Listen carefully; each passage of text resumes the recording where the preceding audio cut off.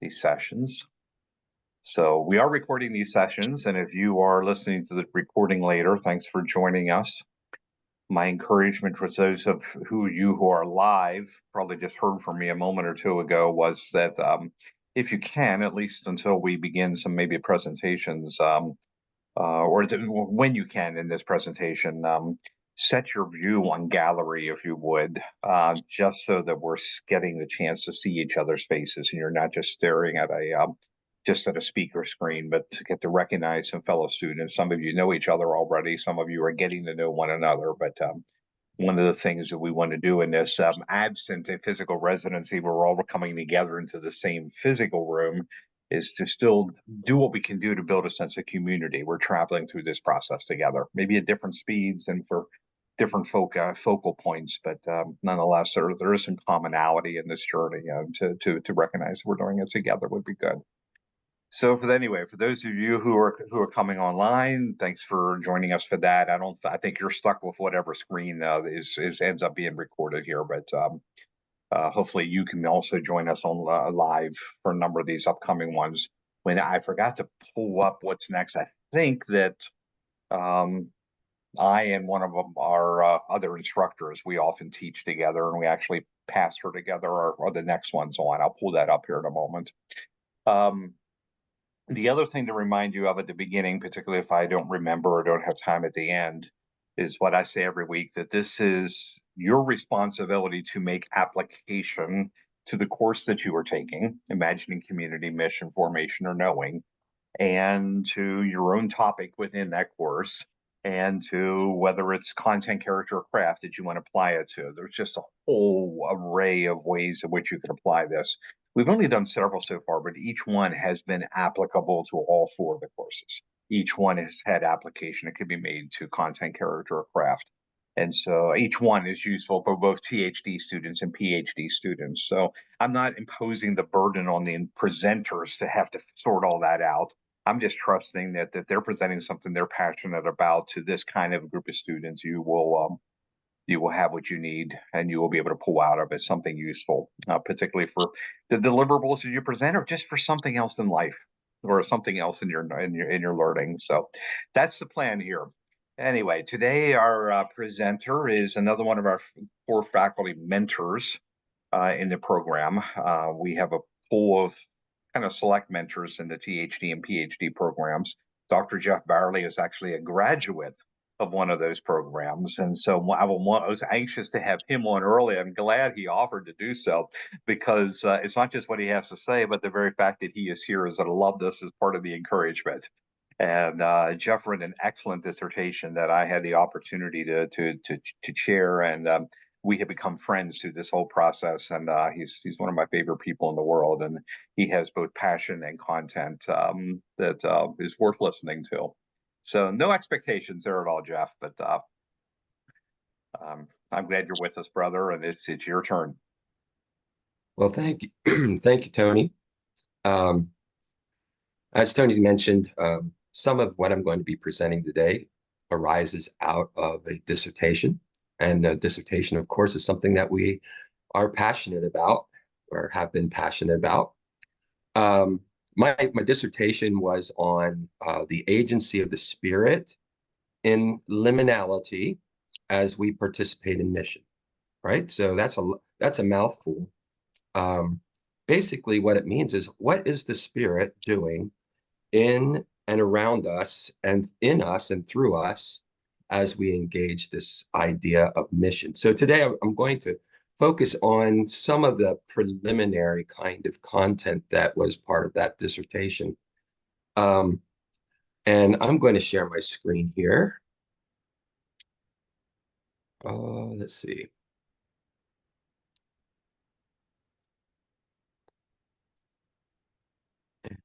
Started. There we go. And so, as you can see with the title that I've selected, is Imagining Prophetic Dialogical Witness. I'm going to be talking about this term witness today. When we hear that word, we can probably suggest a few different ways in which we understand that term. When I first entered the evangelical church in the 1980s, witness had a particular meaning. We often thought of witness as some sort of specific activity that involved evangelizing the people in our neighborhoods. um, Another thing about witness is we've often characterized it in an individualized activity, as an individualized activity. And what I want to feature is an approach towards a communal witness, as we might find in 1 Peter 2:9. Um, and Another word that I want to focus in on this morning is this word prophetic, right? So we have witness, we have this word prophetic. Now, prophetic probably conjures all sorts of images and understandings. Um, One of the overshadowing features of a term like prophetic is portrayed in how it envisions an eschatological kind of connection. There's a predictive nature to prophecy. We often view prophecy as foretelling in a predictive manner. Now, I'm not here to debate how that feature gets played out, even in our current setting, but rather I want to focus on the other aspect of that prophecy, and that is forthtelling. What is it that the prophets are saying to us in a particular setting? For example, the Old Testament prophets were providing a lot of relevant contemporary information in their own context. Jesus spoke prophetically when he dealt with the leaders of the religious Jewish faith. We find the book of Acts also reveals a prophetic kind of witness and engagement there in a prophetic kind of way concerning the gospel. The third term that's up here in this title is dialogical. Um, that's a term that has to do with posture and presence. How is it that we do engage with people? How do we engage with our host culture? How do we know when we have a right to speak into a particular setting? Or are we just going to assume a particular higher position because we have a higher truth to present? I'm going to follow the work of a few missiologists here, um, Stephen Bevins and Roger Schroeder, as I present some of that information. And lastly, that word at the top, which is what all these sessions are called, imagining sessions. I want us to imagine um, what this might mean for our particular context as we explore together how we might approach our Christian witness together, locally, missionally, nationally, globally as well. Um, so um, I'm going to present an opening exploration question, followed by some content, and then a couple of discussion periods throughout that content. And I want you to think like a missionary today. So I think of your four, we can definitely see one of those particular elements arising with mission, of course. And for the sake of making this relevant, I'm going to be sending you to a community just outside your church doors, right? So we're going to look at it in that context. Now, you may have seen a particular chart like this before, a diagram. Um, it has to do with the first observations of a missionary, right? We have this host culture, we have a receptor culture, we have a cultural distance. I've listed a few of the kind of elements that differ between cultures. So you have this transmission of the gospel that's entering into that new culture.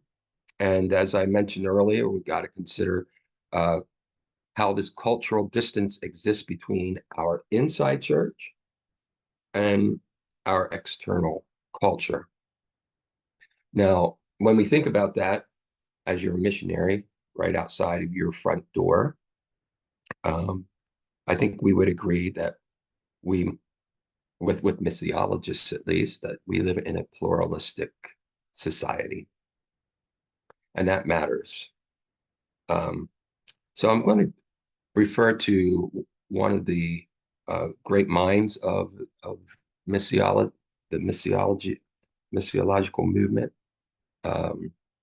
Leslie Newbigin, and he has this interesting statement.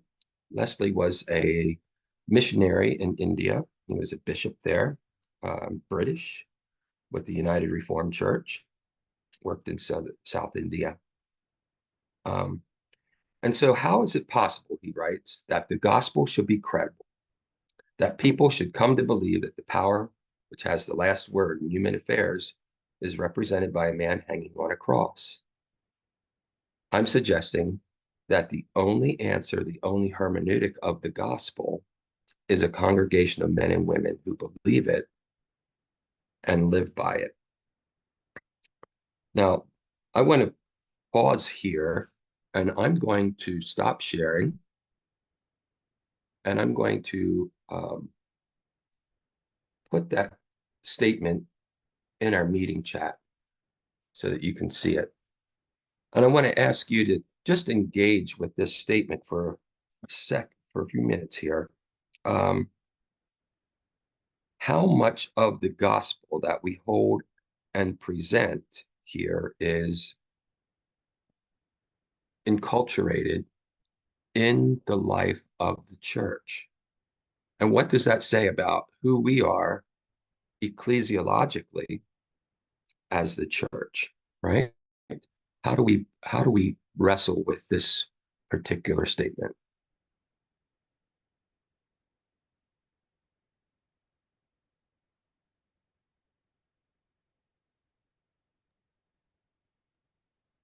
Jeff, I think I hear you or New Begin suggesting that perhaps we do not have a gospel to proclaim, that we are a gospel to live. Is that Yeah, barking up the yeah, right tree? that is barking up the right tree. And the one thing that struck me at the end statement there was the like as you mentioned, the corporate aspect of that witness.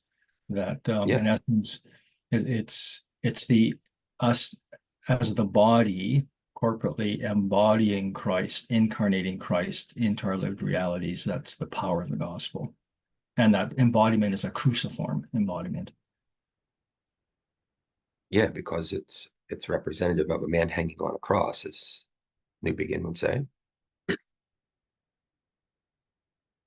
This echoes to me the comment by Francis Schaeffer that Christians living in loving community is the final apologetic to the world.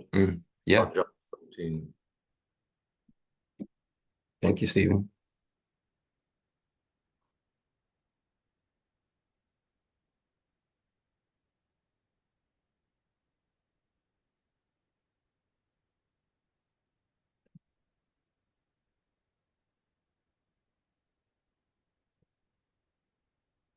There's something in here as well that hints at our use of power, right? How is it possible that the gospel should be credible, that people should come to believe that the power, which has the last word in human affairs, is represented by a man hanging on a cross? And now, if we look at that hermeneutic of the gospel as a congregation, what does that say about us?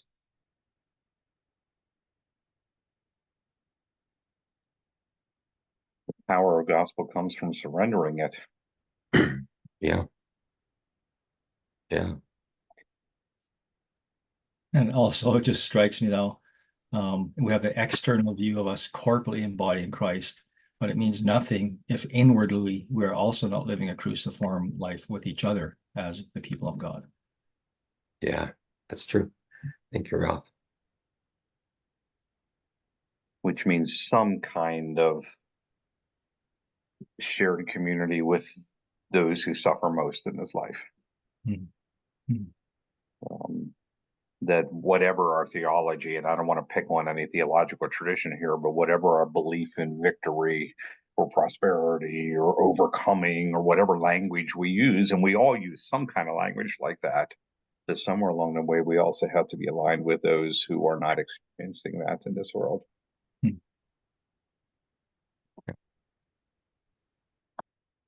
Okay, I'm a little all over the place. And so when I'm looking at this particular phrase, that people should come to believe that the power which has the last word in human affairs is represented by a man hanging on the cross. To me, if I am witnessing that and this is the last word and the man is hanging on the cross, I'm looking at it as defeat. Like, where do I go now? Like, at this point, you're here. Everything that I believed in is standing before me and is represented as the last word, and this is it. So for me, I'm looking at it more or less so from a place of surrender, defeat, lost. I'm Yeah. not sure what's next. Yeah, and so part of what happens in the New Testament, for example, if we look at Peter's first letter, he engages with those that are scattered, right, in these various regions, and they are living as I'll use the term resident aliens. Their host culture has rejected them, and they're sort of enclave together. They're against the forces of their culture. The Jews aren't accepting of them either. So now they're in this enclave of trying to figure out how to live. And so Peter sends them a message of hope in the midst of that. But he also says that hope is contained in your community.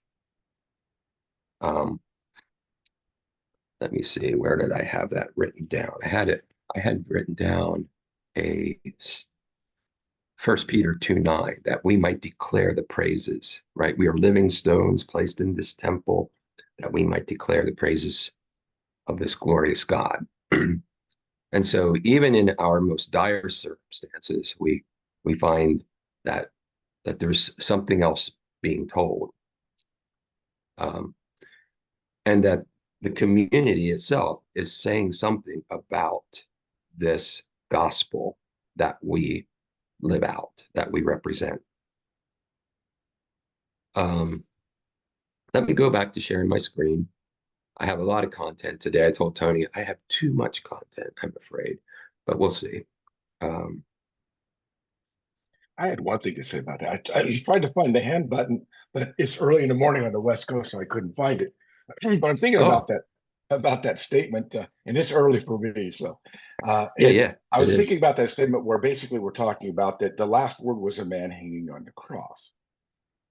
But I think that if you look at it, and I think that, Nicole, that I think if I was left with the last word being a man hanging on the cross, would be somewhat of a despair. It would be to some extent, because the cross is ultimately a symbol of an instrument of death. But the gospel message was never, and I think that that's where the prophetic word kind of comes in. The gospel message was never a man left alone hanging on the cross, because the power of the message was always in the resurrection. So when we get to the New Testament, or when we get to the book of Acts, Luke Acts, it's all kind of there. But when you get into Acts, and you're kind of looking at it, the prophetic message turns to not an apologetic as to why God exists, or why the Christian God is the most rational one to basically believe in. It's the idea that when you turn to that into the prophetic, it's the idea of the power of the testimony of those that were eyewitnesses to what Christ had done, and had experienced those things that Christ had done. So it comes down to, it wasn't in the power of the cross, it was in the power of the resurrection. And so it kind of comes back to what Moltmann says when he basically says you can't have the cross without the resurrection, and you can't have the resurrection without the cross. And so the gospel message isn't a man hanging on a cross, It's that we testify as people that are walking with an interpersonal God, that we testify to the power of God in a dialogical way with our society, where we basically said, in the midst of the death of your civilization, or in the death of your wife, or in the death of your son, there's already the resurrection seed of life. And so the message then kind of turns, or a different narrative, and I think the different narrative would be not so much a man hanging on the cross, is the power of the gospel that's been delivered to us by the resurrection that we've all experienced in our life one way or another. So I'm not so sure that with Nicola, I kind of say that if I leave it with just a man hanging on a cross, then I'm not telling the whole story, because the story seems to be bigger than that. Yeah. So point well taken. I think, though, that, I mean, you mentioned Moltmann, and right before you said his name, I'm going to say, oh, well, Moltmann would say that with the crucified God, that God suffers with us, right? And so we do see something in the incarnation, in this aspect of God with us, and Jesus not using the powers available to him to change those outcomes, right?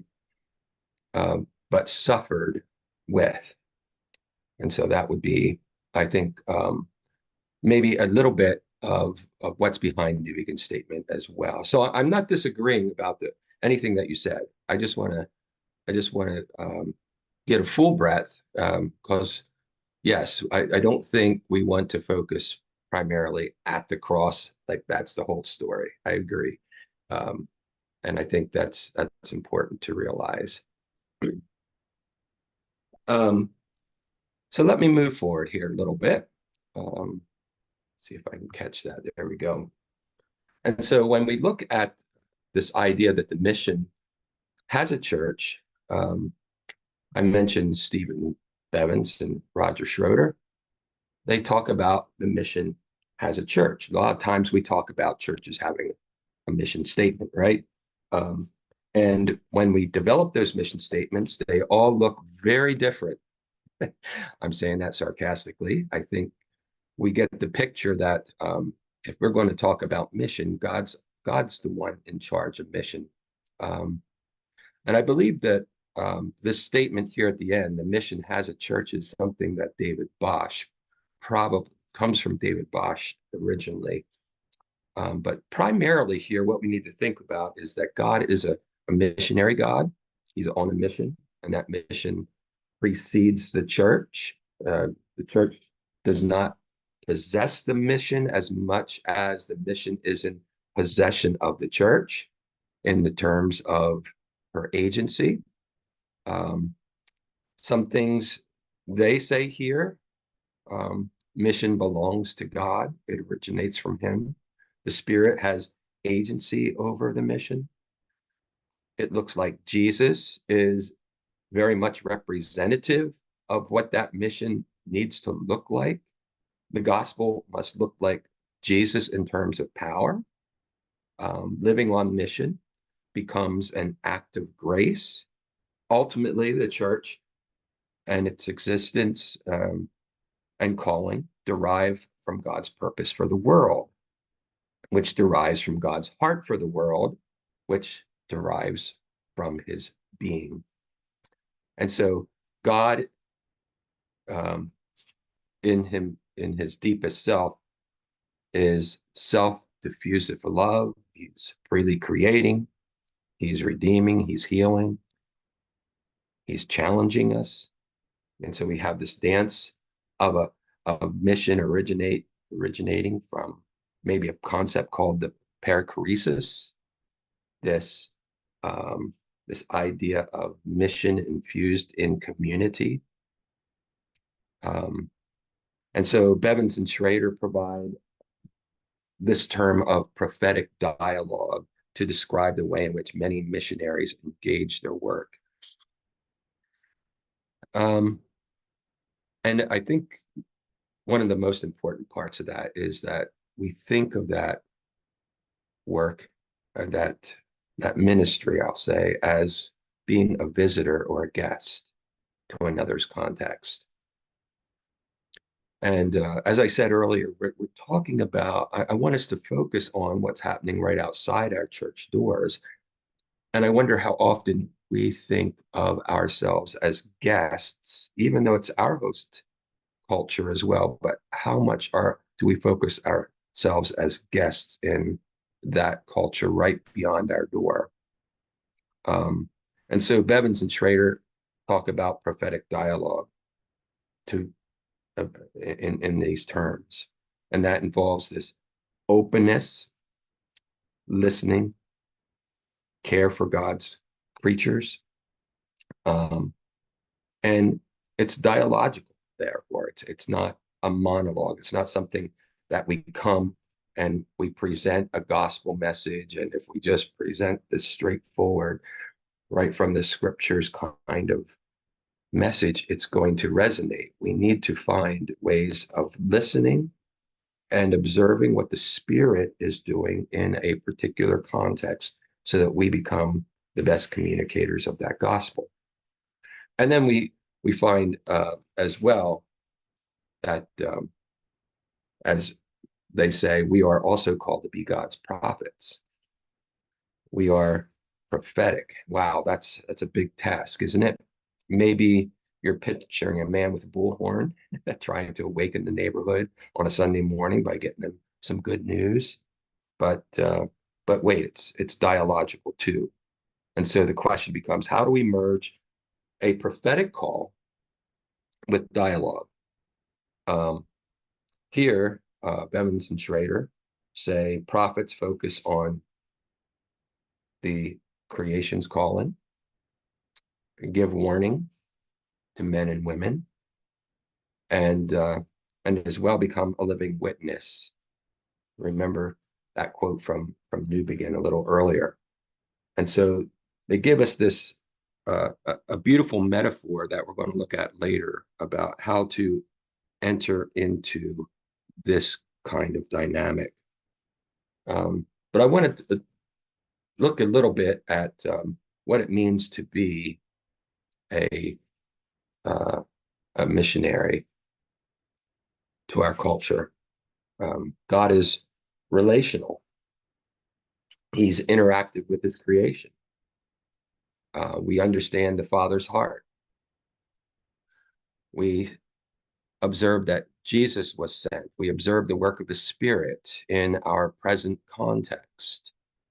And so the very nature of God is to be missionary in his approach. And so that brings us to a crucial understanding of the church herself. This means that the church has something to communicate to the world as well. This means that the church has something not disconnected from the message, but rather maybe an embodied message to the world. So on that first slide, New Begin refers to this as the only hermeneutic of the gospel. And so what if God's primary message to the world isn't a static, lifeless text that some people make it, but rather is found in the living community, guided by the scriptures, under the life-giving direction of the Holy Spirit? And what if we've been missing that central understanding in the way that we pastor our churches or lead them? For Brueggemann, when we use the lens of prophetic imagination, an alternative consciousness reveals God's alternative narrative that's unfolding for his alternative people.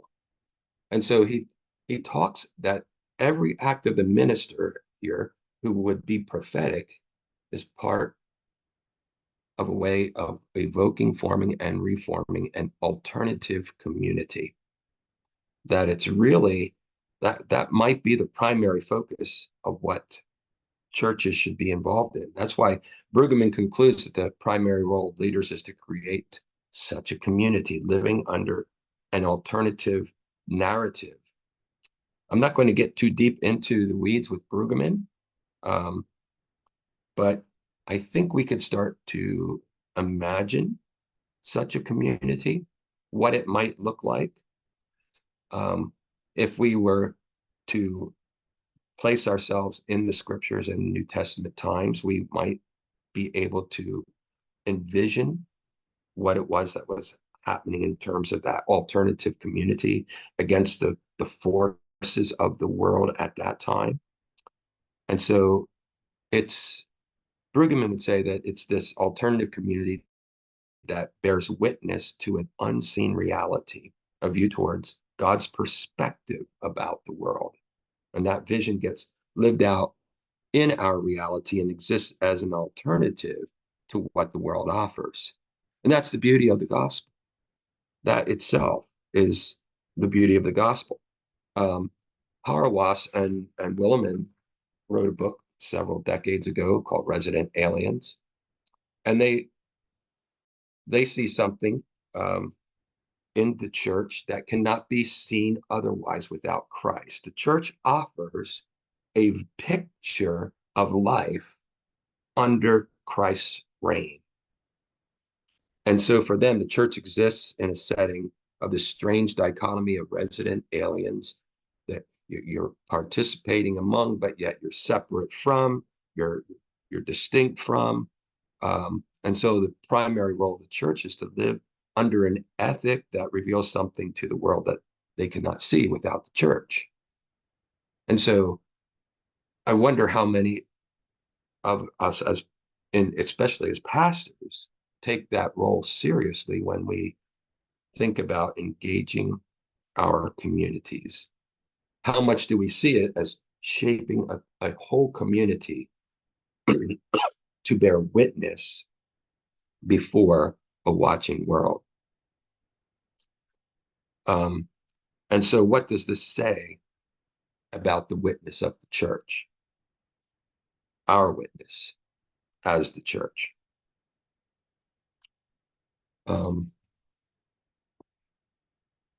We give our attention to so many things in the course of the life of the church. You know, we have services, we deal with the finances, the preaching, the evangelizing, the buildings, attendances, teachings, studies, and community outreaches, of course. But how much attention is given to this idea of becoming God's people who declare something to the world?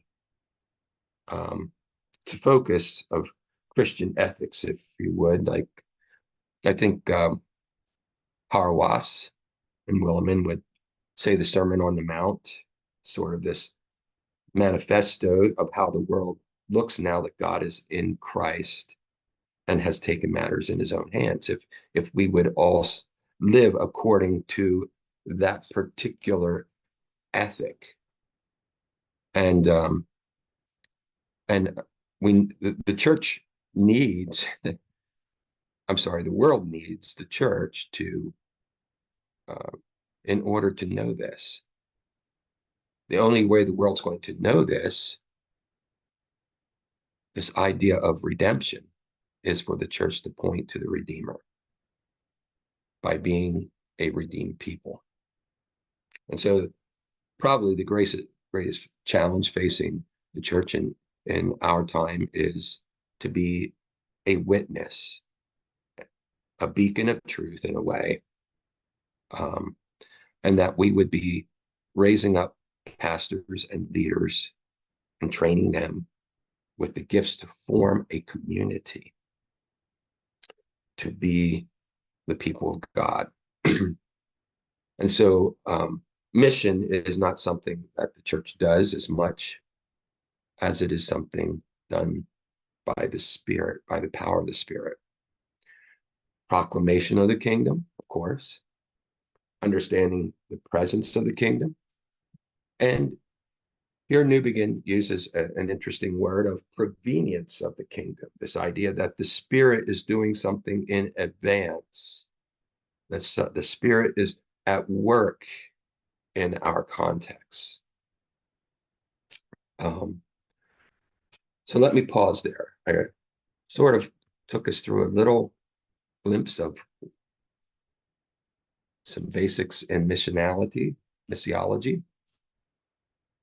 What questions arise? What comes into your thinking? What do you? Yeah, go ahead, Paula. You know, along the way, especially from the book of Acts, there were a lot of not just prophecies, but missional, missional. Well, the Lord was using that the Spirit was working through the people to carry out the mission of the Lord. Yeah. So along the way in these churches, especially in the Western churches,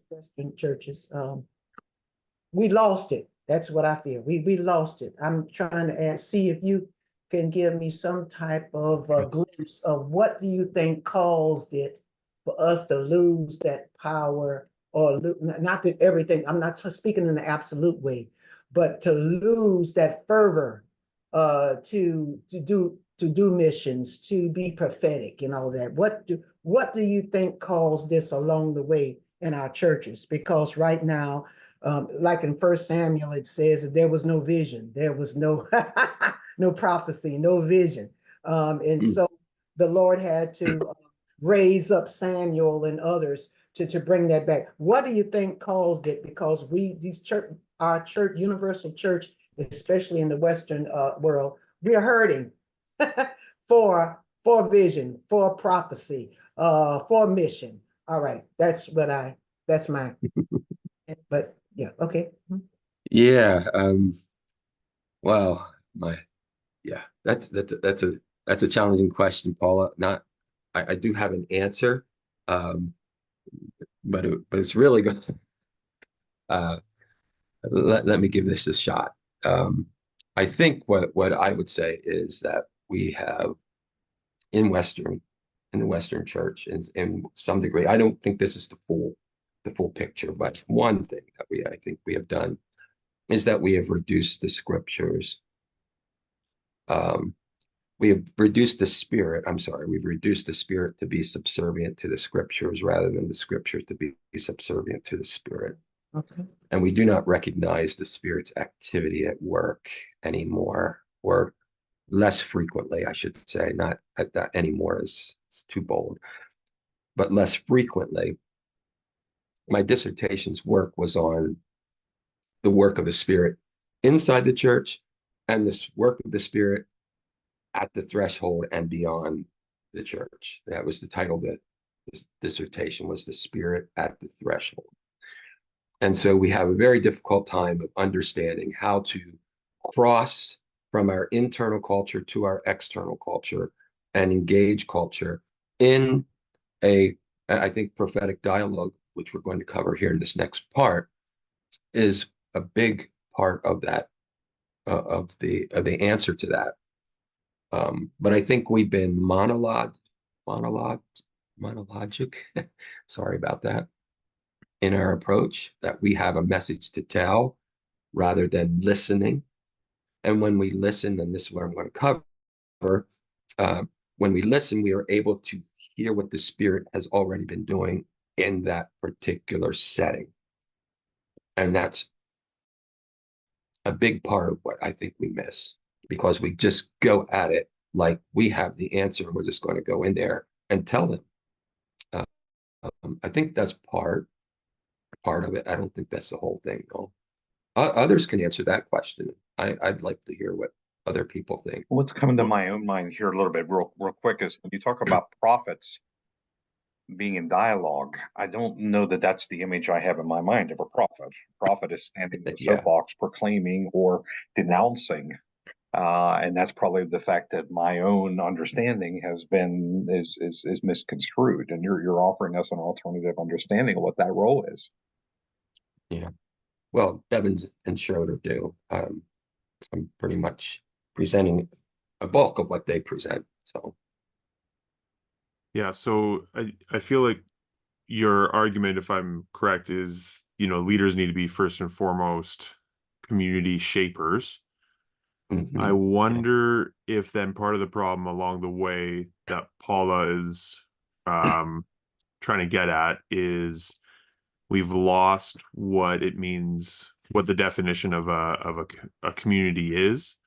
And the focus has now been more, you touched on it a little bit there, but the focus has been more on keeping up the organizational structures, the budget, the building, other things that you can't neglect necessarily. That's the tension I'm feeling. But if that becomes the primary, I wonder if we've lost our way a little bit in what it actually means to be this community that you're presenting here. I also wonder if it has become, and maybe this is more of a North American thing, but if it becomes more political in the church and the community of our focus. And I know our American friends here will have more to say on this as you're drawing closer to the election. But if that becomes more of the focus, then if anybody comes in through the doors of the church, they're going, well, I'm already getting this in the world as it is. The partisan and the arguments and so forth. I'm looking for something different, something deeper. And I'm wondering if we're starting to see a little bit of that in our culture where people are actually hungry for that and actually maybe coming out more, but if they just end up seeing what they've already seen all around them, if we're missing the mark. I don't know if that's helpful or if that's not necessarily a question, but I'm speculating, I guess. No, I think what you're presenting there, Ben, is I'm in agreement with. Yeah. Others.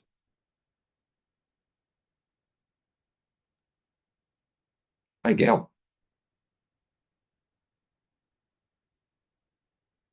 Were you going to share something? Sure. What I was thinking, based on what Ben was talking about and also Paula, one of the things that I think the Barna Group came up with was that a lot of the next generation of young people don't, like Ben says, they don't see the church looking different than the world. And so it's hard for them to carry forward a conversation, a belief, energy, excitement about holiness and God and the church and all of those things when the church looks like the world. It doesn't look any different. And so rather than the church, well, I think the church has to do a reflection of itself or reevaluate itself and remember what the Word of God has said. We're supposed to be a set apart people, and we don't look set apart at all. Yeah. Which raises the issue of discipleship, right? So when I'll get to you here in a second, Drew. I see your hand. When we look at this issue of discipleship, I think we've taken an aspect of discipleship that focuses on helping individuals achieve their individual kind of maturity, rather than individuals in a collective reaching a collective maturity, right, together. And we might water down discipleship into like these categories of how much Bible do they know and how much do they share and so forth, rather than how much do we do the one another's. And we live in a culture where it's very challenging to do the one another's because I don't have to forgive somebody. I could just go to another church. But in Paul's time, when he says forgive one another, there was nowhere else to go. So that's the reality. So we'll go Drew and then Ralph. Drew, you're muted.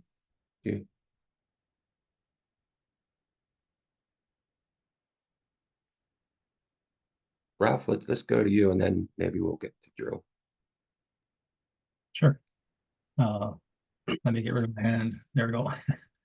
The Brueggemann's comment about us needing to be an alternative community just makes me think back to our word church comes from the Greek word ekklesia, and Paul named his communities ecclesia, which would inherently say we are an alternative community to the ecclesia, or the citizens' assembly of a city, We are Mm. we are faithful citizens of the city as an ecclesia, but we are an alternative to how the ecclesia of a city conducts itself because of that love-based ethic that Paul instills. And so I think even us recovering our original identity that says we cannot separate ourselves from our engagement in our cities, our towns, our rural communities, that we must be integrally involved with being a blessing and Christ in our communities. And I think that's, for me, an important part of helping recover, go back to the future, so to speak. Why did Paul name his communities ecclesia? Very intentional move. And I say a very political move, but not in the sense that we use it today. It's a sense of the polis, the city. Right. We are re-engaging in the city, but now as cruciform people with resurrection power and a love that seeks to bring wholeness and life, shalom, to the city. Yeah. Sounds very Jeremiah-like. Drew? Yes, you there? my apologies. Oh, I'm there we go. trying to navigate my cell phone tucked Ah. away in a work corner. So, but one of the things that I wanted, what came to mind when we're talking about the spirit is, for me in my tradition, we believe that the divine energy of God kind of moves throughout all of creation and all institution and all space, but that it specifically interacts in the sacraments. And I know not everyone in the Western context thinks of things sacramentally like that, but one of the ways that I think we are set apart and different, and my particular affiliation and way of understanding how the church operates looks different from the world, is in that sacramental liturgical space where we make things holy and different just by the way we move and interact our bodies with the material world. And I grew up in a more evangelical fundamentalist context in Middle America. And it was later in life that I experienced the sacraments. Even though I knew about them, I'd studied religion in college, but in a true experience of bending the knee and lowering down and smelling the incense and seeing the sights and the icons, a new world sort of opened up. And so how do you think that fits into your understanding of missiology? Yeah.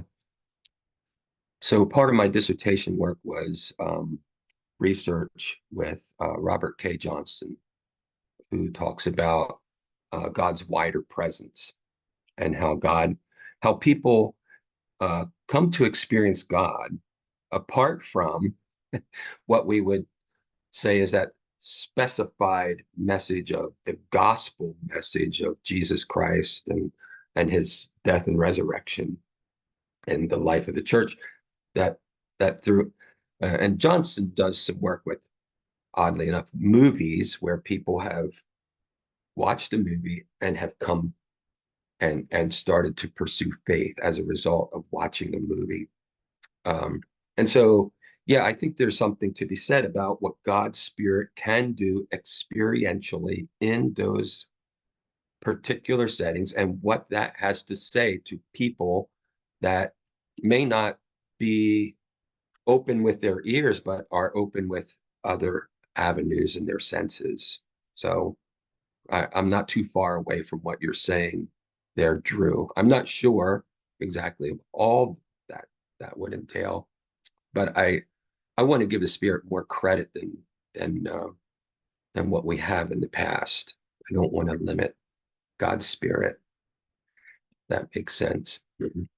I do think there are things that are done in the name of the Spirit that are odd, eccentric, and out there, but I think we need to be sensitive to what God's Spirit is trying to do.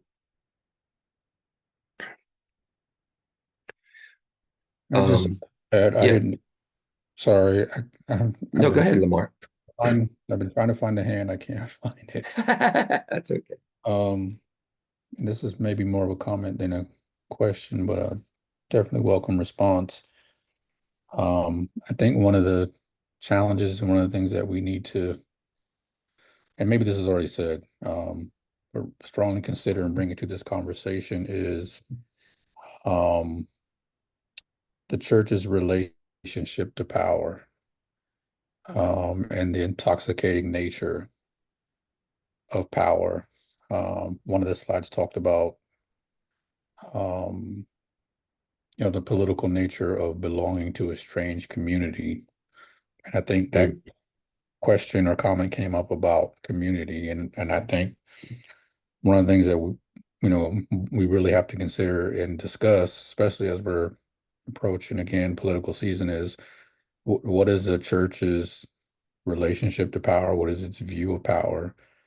Going back to the quote about Jesus being on the cross, it's a radical subversion of what it means to be powerful, especially for, at that time, a marginalized and oppressed community who had to look upon all their hopes and dreams being killed by a political system by all means who had the power to do so, and to understand the intoxicating nature of wanting to gather that type of power in order to be able to produce the kind of changes that are necessary. And I think that's part of in answer to, I think it was Paula's question that initially started this discussion. I think that's part of the conversation and answers a little bit of that loss of vision. I don't know that it's a loss of vision. I think it's a subversion of the vision, that for a lot of communities, this intoxicating nature of power is where we've placed a lot of our hope in being able to transform our communities and our country, because it's very intoxicating to see what that type of power is able to do. But I also think, and this is my last comment, I also think that it is sort of part of the historical trajectory of this country, if we're going to be honest, right? It tangled into the founding of this nation with all of its pursuit of developing a nation that's free for people, for religiously, and its pursuit of developing a Christian nation. There's still the backdrop of it being formed because we don't want to be on the bottom anymore. And we're going to create a culture, and I'll go here. We'll also create a Christianity, a version of that ensures that we don't continue to be oppressed in the way that caused us to want to branch off on our own and start our own nation in the first place. And I think, so historically, there's a trajectory that I think we also have to wrestle with, and why that continues to be something that is a challenge for, I won't say the Western church, I'll just be very specific about the North American church, and I'm including the US and Canada. So I'll just stop there. Yeah, no, Lamar, thank you. I appreciate that. As you were entering into this discussion of power, I think one of the elements that we need to examine is this aspect of how we view power in terms of zero sum, which was Nietzsche, right? He would say, the only way for me to gain power is to take it and oppress someone else, right? That's the royal consciousness that Brueggemann's talking about.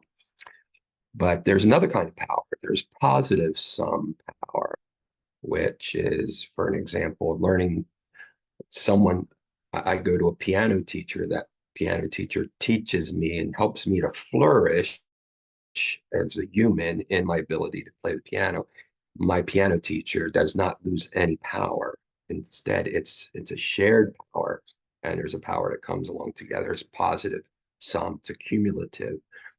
And I think that's the power that we see, that when God talked of this in Genesis 1, he's talking about giving us power that we might rule over the fish and birds and sea and all those things, right? So that we might bring his flourishing But the abuse of power then turns to the zero-sum aspect, that the only way for us to accumulate is to take. And so it's amazing how much I see zero-sum power being utilized within particular settings in churches as well. And so if we're going to be a community of witness, right, we need to really tackle this concept of power. Thank you, Lamar, for raising that. Let me continue. I'm going to share my screen again. Apologize if there's more questions, but I want to finish up here because I want to respect people's time. Back to Bevins and Schroeder, they talk a little bit more about this idea about what is a prophet. And they say being a prophet means to be someone who is rooted in dialogue, someone who listens, who is attentive, who sees, has a sensitivity to the world, seems to have a sensitivity to the world, right? And so, I think what they would say is that the initial work of the prophet is involved in paying attention to one's surroundings. So when you think of an Old Testament prophet, Jeremiah, Isaiah, Amos, any of those Old Testament prophets, they were dealing with what their observations beheld, right? In King David's time of need, warriors came to his aid, and he had a group that we find this said about them from 1 Chronicles 12:32 says, from Issachar, these men came who understood the times and knew what Israel should do. And so there was an observation. They were able to observe the times and knew what needed to be done. That's a prophetic role. We find it with Paul in Athens when he looked about and saw, he was distressed by all the idols, but yet when he comes to the Areopagus, he speaks about a god, an altar to a god, an unknown god, right? And so his observations were able to inform him about his role. And so the primary role of prophetic ministry is to bring people into alignment with God's ethos.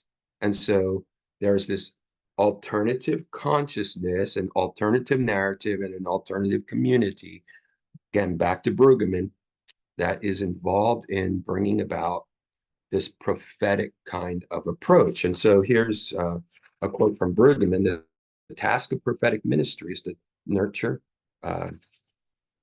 sorry, I have to move this a little bit, nurture, nourish, and evoke a consciousness and perception alternative to the consciousness and perception of the dominant culture around us. Okay, so in a large sense, Brueggemann asked the church to exist as a counter narrative to the church, especially in his writings. Consumerism, nationalism are examples of what he writes about. And so he's saying, listen to these: nurture, nourish, and evoke a consciousness. The prophet is there to nurture, nourish, and evoke something into their setting. And so, when we think about what Brueggemann writes in the prophetic imagination, he uses terms like there's a criticism and there's an energizing. There's an aspect where he is critiquing, and through grief, he's criticizing the pretense of the status quo. So he's observing and critiquing, but yet on the other side, he is giving an energizing message of hope of what God's alternative focus wants to be against the royal consciousness of that particular setting. So when it comes to this idea as mission as prophecy, mission or prophecy without words would be witness. We're listening, we're open, we're learning from people among us. The church is able to witness to the truth, the joy, the life-giving aspects, the power of the gospel in community. And so there's that aspect of a witness without words. And then with words, we call that proclamation, right? That we use, the prophets were good at using images, stories, symbols, metaphors, if you will, of about a conviction that they had in terms of what was happening and what flourishing would look like, again, in images and symbols and stories. And then we have speaking against without words is what Hauerwas and Willerman were getting at as resident aliens, that we would be a contrasting community to the world. It's I have a quote here. Oh, that's for the next part. But when we announce the gospel,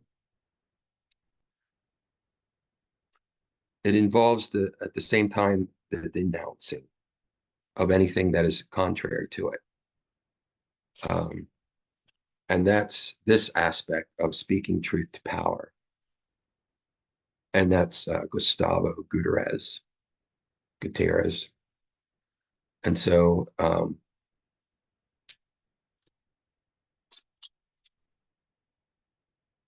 trouble navigating here. I apologize for that. So when we bring prophecy and dialogue together, we have mission. For Bevins and Schroeder, mission is prophetic dialogue. Mission's not just a matter of doing something for people.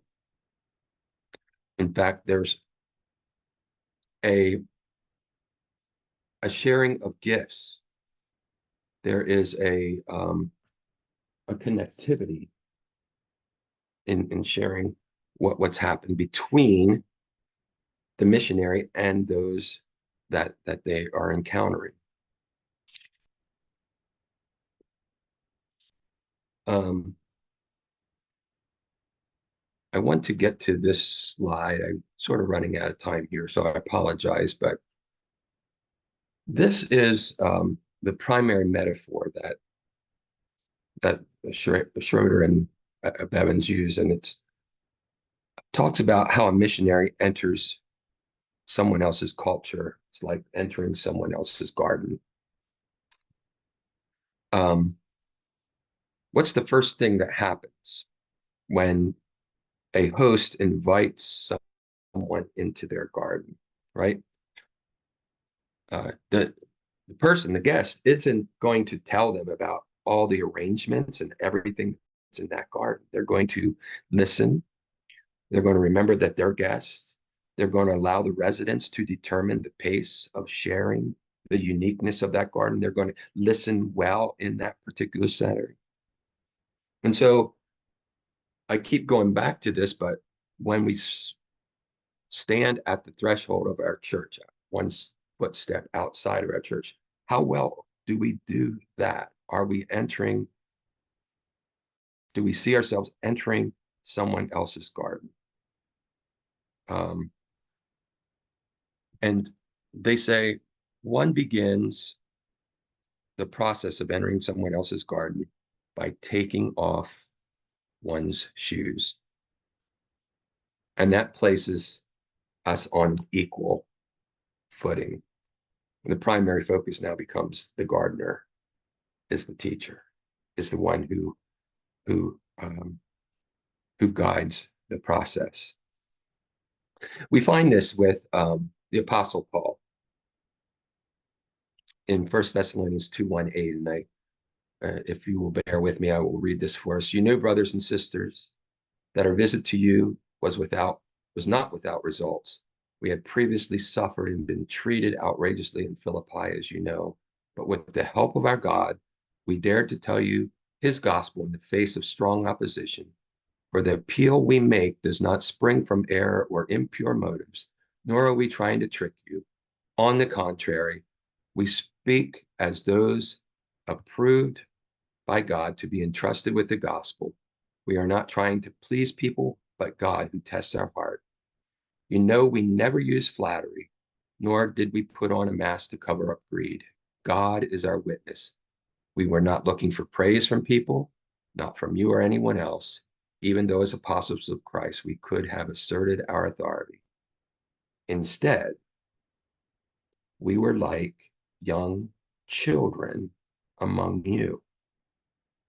Just as a nursing mother cares for her children, so we cared for you.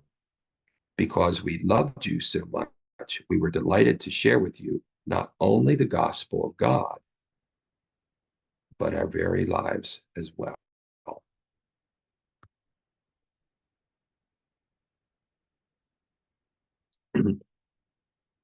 So in summer, we know that God is a missionary God, right? And we recognize that that the church is missionary by its very nature. And the mission of the church is to live as an alternative community. And as Bevins and Schroeder would call us forth, would be that we do this in a prophetic, dialogical kind of way. So I have, I think, about 6 minutes, right, Tony? So we have, so questions and or Yeah, comments on or after. Yeah, whatever that is. Sorry to rush through those last slides, but I was sort of fumbling through some notes here and wanted to finish on time.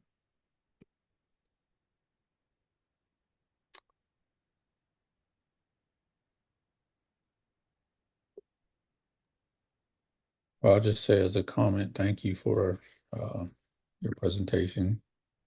Gave me a lot to think about, a lot to process, so thank you. You're welcome. You're welcome. I think the one thing I want us to leave here with, and in the terms of imagining, right, is that here's two missionaries that are from Asia that are teaching us or explaining to us a model of evangelizing, if you will, or of witness, what is involved in witness. Yet here in America, and it was Paula that sort of raised this, how did we get here, right? When we step outside our door, and we might even say, oh, that's the mission field out there. But are we ready to take how Bevins and Schroeder with the prophetic dialogue and bring it into a setting that we are already familiar with? And maybe there are some things that we overlook because we think we know the culture already.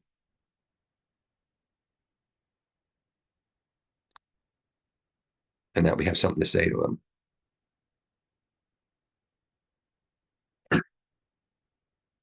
So. Well, thank you, Jeff. Give us an awful lot of good stuff to think about here. And once again, I'm impressed. It's our 4 themes: community, mission, formation, and knowing. Well, obviously, this is about mission. You gave us a missiological kind of presentation. It's obviously about community because you're calling us to the prophetic community. It's obviously about knowing, or maybe it's less obvious, but I love the emphasis on the prophet as the person who interprets the signs of the times and who's paying attention, the semiotics of our knowing going on there. And perhaps it's more of a question than an answer when it comes to formation, but how do we grow such prophets in prophetic communities is a relevant takeaway from this. So whatever course we're in, there's something here for us to ponder and take forward. And I appreciate you giving us that. And while you presented this a scholarly presentation, I know you enough to know the passion that is in your heart on this. So thank you for embodying this for us, even as you're encouraging us to embody it to others. Yeah, I teach in India, online and present, and so I've learned how to do this on the fly with them. So it's a lot of fun.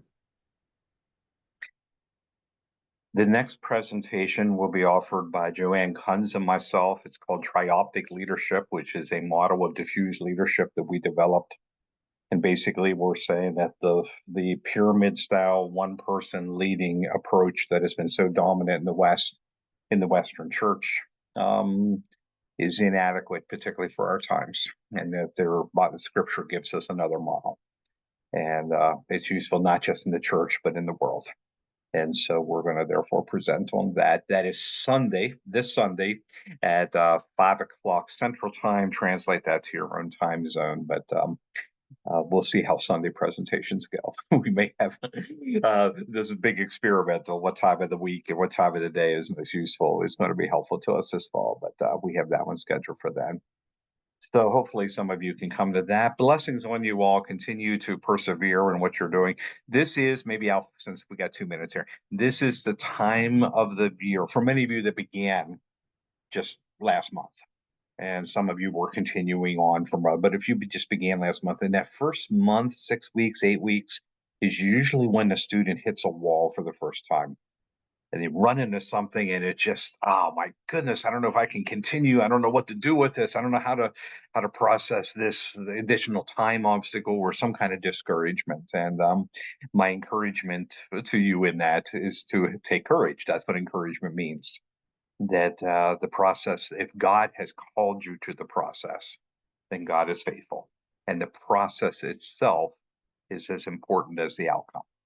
So my hope is that you will continue with joy. So blessings on you all. I'll post this here hopefully before the end of the day for those of you that will be catching the recording. Have a beautiful day.